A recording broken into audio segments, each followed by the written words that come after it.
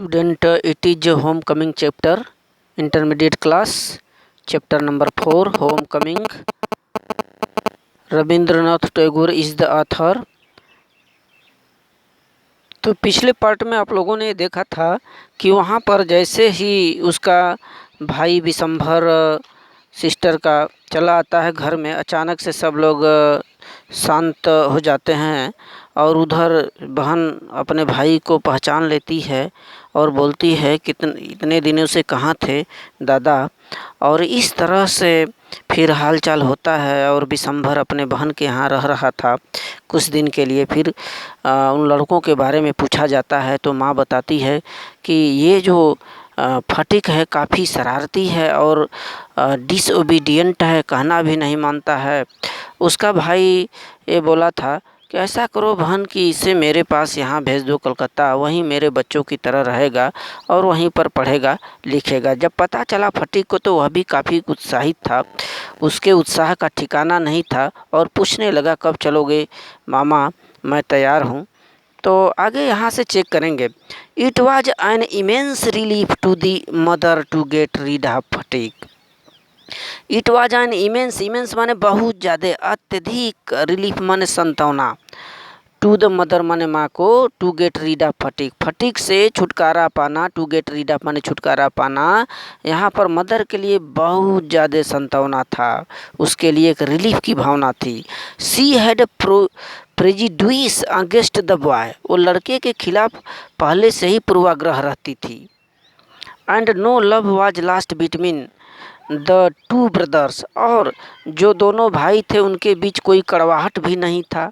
She was an in daily fear that he would either drown Makhan someday in the river or break his head in a fight or run him into some danger or other। देखें, she was in daily fear, जो mother थी हमेशा डरती रहती थी ये फटिक से कि ही वुड आइदर ड्रोन माखन, कहीं कभी माखन को डुबो न दे पानी में, ड्रोन न कर दे समडे इन द रिवर, नदी में, अथवा ब्रेक हिज हेड, उसके सिर को न फोड़ दे इन अ फाइट, लड़ाई झगड़े में, or run him into some danger or other, तो इस तरह से कोई अन्य खतरा न कर दे या अन्य कोई चीज़ न अनहोनी कर दे, ऐसा मदर को डर रहता था फटिक से।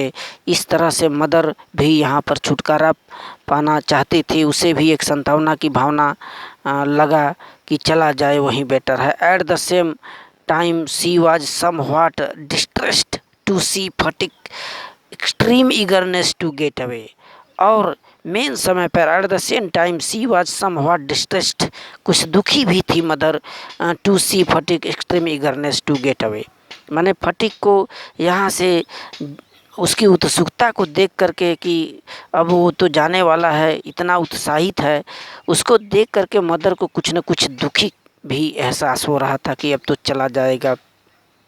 फटिक as soon as was Phatik as soon as all was settled kept asking his uncle every minute, जब ये सब मामला सेटल हो गया, धीरे धीरे शांत हुआ, तो वह जो फटिक था अपने मामा से पूछता रहा हमेशा, एवरी मिनट, हर समय पर कि when they were to start, कब जाएंगे कलकत्ता, ऐसा पूछता था अपने मामा से।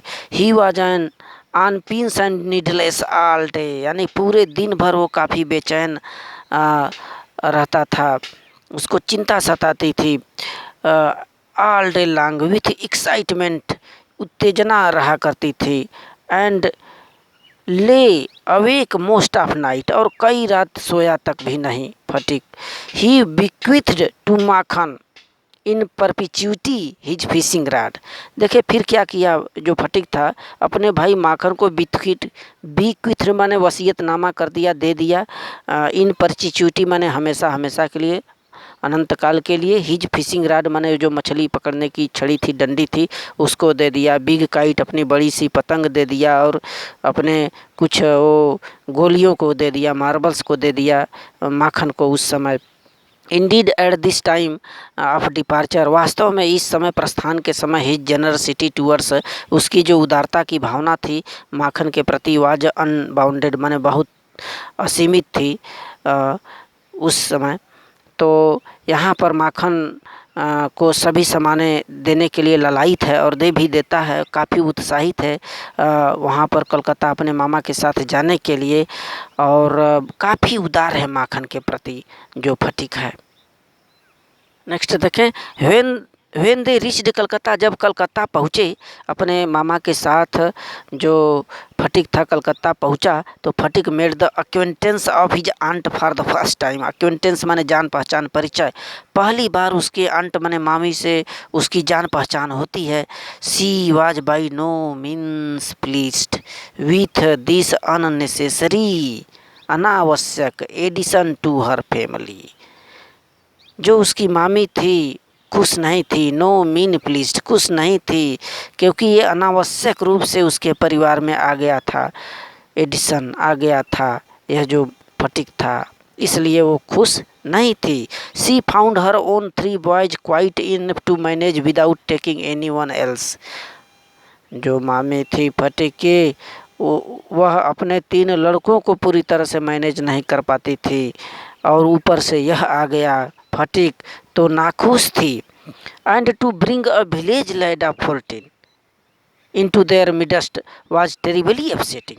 इस तरह से एक 14 वर्ष का जो लड़का है फटिक, गांव का लड़का, इसको किस प्रकार से पालेंगी, किस प्रकार से बड़ा करेंगी, ये काफ़ी टेरिबली अपसेटिंग माने बड़े ही समस्यात्मक चीज़ था वहाँ पर आंटी के लिए।